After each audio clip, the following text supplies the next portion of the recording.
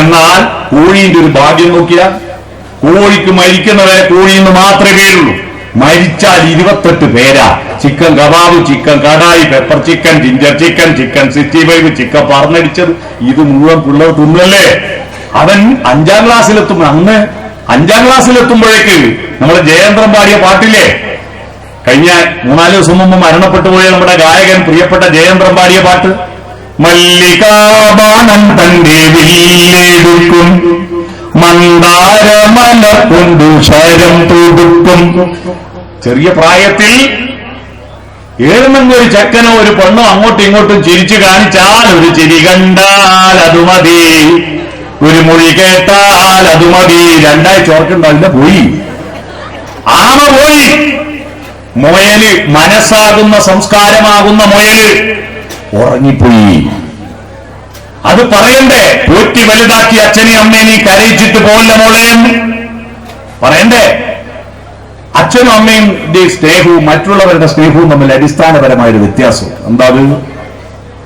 മറ്റെല്ലാവരും നമ്മളെ സ്നേഹിച്ചത് നമ്മളെ കണ്ടതിന് ശേഷം മാത്രം. എന്നാ അച്ഛനും അമ്മയും നമ്മളെ സ്നേഹിച്ചത് നമ്മൾ ഈ ഭൂമിയിൽ ജനിക്കുന്നതിന് 7-8 മാസം മുമ്പ് നമ്മളെ സ്നേഹിക്കാൻ തുടങ്ങിയവരാണ് അച്ഛനമ്മമാർ. ആ അച്ഛനമ്മമാരുടെ സ്നേഹം നിഷേധിച്ച് ശരീരത്തിന്റെ കാമവികാരം ഉണരുമ്പോ എഴുന്നേൽപ്പിനെ കിട്ടിയാൽ മതി എന്ന് പറഞ്ഞിട്ട് അച്ഛൻ വേണ്ട, അമ്മ വേണ്ട, കല്യാണം വേണ്ട, നാട്ടുകാർ വേണ്ട, ഒന്നും വേണ്ട, എങ്ങനെയെങ്കിലും ആടി എത്തുക, ആദ്യ രാത്രി മതി എന്നും പറഞ്ഞ് ചോടുന്നതിന്റെ പിറകിൽ ഈ മുയൽ ഉറങ്ങുമ്പോ ശരീരം ഓടുന്നു. തന്റെ അമ്മ ആരാ? അമ്മ അമ്മ എന്ന് പറഞ്ഞാൽ ആരാ? ഞങ്ങളൊക്കെ MA മലയാളം പഠിക്കുമ്പോ ഫോണറ്റിക്സ് എന്ന് പറയുന്ന ഒരു പേപ്പറുണ്ട്. ഭാഷാശാസ്ത്രത്തിൽ സ്വനശാസ്ത്രം. ഈ സ്വനശാസ്ത്രം ഭാഷാ ഗവേഷകന്മാർ ഉണ്ടാക്കുന്നതിനും എത്രയോ നൂറ്റാണ്ടുകൾക്ക് മുമ്പ് സ്വനശാസ്ത്രം ഉണ്ടാക്കിയവരാണ് അമ്മമാർ. അറിയാവോ? അമ്മമാരുടെ താരാട്ടുപാട്ടിൽ ഉപയോഗിക്കുന്ന അക്ഷരങ്ങൾ നിങ്ങൾ ശ്രദ്ധിച്ചിട്ടുണ്ടോ? സ്വരാക്ഷരങ്ങൾ ആ ഈ ഊന്ന് മാത്രം പാടിയാൽ എന്റെ കുട്ടിക്ക് വർത്താനം പറയാൻ പഠിക്കുവോ? ഇല്ല. പക്ഷെ വ്യഞ്ജനാക്ഷരത്തിൽ താരാട്ട് പാടിയാൽ ഈ ശബ്ദത്തിന്റെ കഠോര ശബ്ദം കൊണ്ട് കുട്ടി ഓർമ്മോ? ഇല്ല. അതുകൊണ്ട് അമ്മമാര് വളരെ സൂത്രത്തിൽ സ്വരവും പറ്റൂല, വ്യഞ്ജനവും പറ്റൂല, അതിന്റെ മധ്യത്തിൽ 4 അക്ഷരമുണ്ട്. ആ അക്ഷരത്തിൽ ആ താരാട്ട് പാട്ട് പാടുക. എന്താ 4 അക്ഷരം? മധ്യമാക്ഷരങ്ങൾ അറിയോ മലയാള ഭാഷയില്? മലയാള ഭാഷയിലെ മധ്യമാക്ഷരങ്ങൾ അറിയുന്ന ആരെങ്കിലും മലയാളിയുടെ കൂടെ ആർക്കും അറിയോ? എല്ലാ ഇതര സംസ്ഥാന തൊഴിലാളികളെ കൊണ്ട് ഇരുത്തിയതാ എന്നെ ബോധ്യപ്പെടുത്താൻ വേണ്ടി എല്ലാരും അതിനും ആളെ കൂലിക്കാളെ കൊണ്ട് മധ്യമാക്ഷരങ്ങൾ അറിയുന്ന മലയാളികളില്ലേ? യാരാലാവയും താരാട്ടുപാട്ടും തമ്മിലുള്ള ബന്ധം അറിയാവോ? തമിഴ്നാട് പണ്ട് നമ്മളെ ഭാഷ ഉണ്ടാകുന്നതിന് മുമ്പ് തമിഴ് ഭാഷയിൽ അവർക്ക് യാദവാന്നൊരു പാട്ട് കേട്ടില്ല, അതൊരു താരാട്ട് പാട്ടല്ലേ.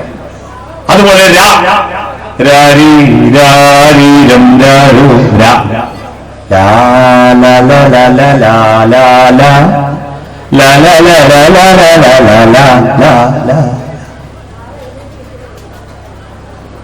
യാരാലയായോ?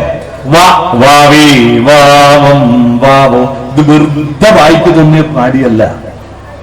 സ്വരത്തിന്റെയും വ്യഞ്ജനത്തിന്റെയും മധ്യത്തിൽ അക്ഷരം പാടി കുട്ടിയെ ഉറക്കിക്കഴിഞ്ഞാൽ ആ കുട്ടിയെ കൊണ്ടുപോയി കിടത്തുന്ന ഒരമ്മയുടെ ചിത്രം മുമ്പ് മൊബൈലിൽ പിടിച്ചു വെക്കണം. നമ്മുടെ പ്രീക്കന്മാരില്ലേ? പ്രീക്കന്മാരെന്ന് പറഞ്ഞ കൂടി അറിയും. കണ്ണൂർ ജില്ലയിൽ പ്രീക്കന്മാരെന്ന് പറഞ്ഞാൽ കണ്ടാൽ അരക്കൊടുക്കുന്ന പാന്റ് ചന്തിന്റെ അടിയിലാക്കി കൊടുത്ത പ്രീക്കനായി. മനസ്സിലായി? അതാ നിങ്ങൾ ആ അമ്മമാര് കുട്ടീനെ കൊണ്ടേ കിടത്തുന്ന സ്ലോ മോഷൻ ഒരു കൂലിമൂലിക സിനിമയിൽ കാണില്ല. ഒരുത്തിൽ കോയിരിക്കും പോലെ ഉണ്ട് ഒരു ഇരിപ്പ്. നല്ല അവിടെ ഇരുന്നിട്ട് ഒരു കൈ കൊണ്ട് പായി എടുത്തിട്ട് അതിന്റെ വലിയൊരു തുണിയെടുത്തിട്ട് കുട്ടീനെ അവിടെ കിടത്തി ചന്തിന്റെ അടിയിൽ നിന്ന് കൈവലിക്കുമ്പോണ്ടല്ലോ കുട്ടി അറിയില്ല. എന്നിട്ട് ഒരു തുണി മേലെ എടുത്തിട്ട് തുടക്കി 2 മുട്ടും മുട്ടി കുട്ടി ഉറങ്ങിയെന്ന് ഉറപ്പ് വരുത്തി കഴിഞ്ഞാൽ മുടിയും കെട്ടി പടിയുടെ അടുത്ത് എത്തുമ്പോണ്ട് വീണ്ടും ഒരു തിരിഞ്ഞൊരു നോട്ടം.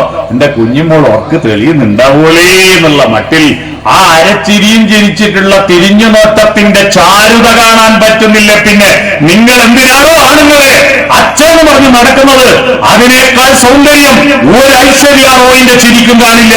അങ്ങനെ ഉറങ്ങുന്ന കുട്ടിയുടെ അമ്മയ്ക്ക് മുഴുവനുറങ്ങ്, മൂലോകം മുഴുവനുറങ്ങ്, ഉണ്ണീവാവോ. മനസ്സിലായോ? ആ ഉറങ്ങിക്കഴിഞ്ഞ കുട്ടിയുടെ അടുത്ത് കുയില് പാട്ടുപാടിയാൽ, കുയിലേ നിന്റെ പാട്ടിന്റെ വോളിയം കുറക്ക്, എന്റെ ഓമൽ ഉറക്കമാണ് എന്ന് കുയിലിനെ ശകാരിക്കും. നിലാവെളിച്ചം നമുക്കിഷ്ടമാണ്. നിലാവിന്റെ ശിശിരരശ്മികൾ ജാലകപ്പഴുതുകളിലൂടെ കടന്നു വന്ന് ഉറങ്ങുന്ന കുഞ്ഞിന്റെ കൺപോളകൾ സ്പർശിച്ചിട്ട് അവന്റെ സ്വപ്നങ്ങളുടെ നിറം കെട്ടുപോകാതിരിക്കാൻ നിലാവേ നിന്റെ വോൾട്ടേജ് കുറക്ക് എന്ന് പറയുമമ്മ.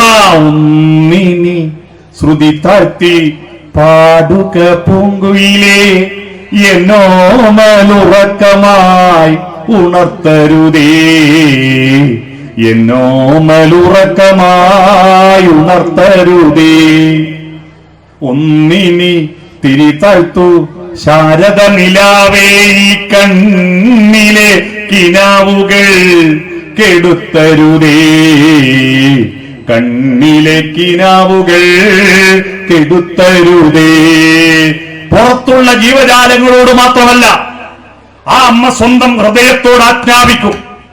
ഉച്ചത്തിൽ മിടിക്കൊല്ലെ നീ എന്റെ ഹൃദന്തമേ, സ്വച്ഛശാന്തമെന്നോമൽ മയങ്ങിടുമ്പോൾ, താരാട്ടിനനുയാത്ര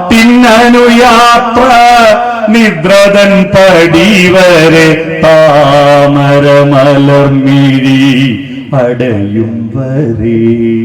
ആ പാടിയ ശബ്ദത്തിന്റെ താമരമലർമിഴി ആ പറവൂരിലുള്ള പാലിയം വീട്ടിന്റെ ആ മുറ്റത്ത് താമരമലർമിഴി അടഞ്ഞു കിടക്കുമ്പോ ഞാൻ അവിടെ പോയിട്ട് ഈ പാട്ട് പാടി.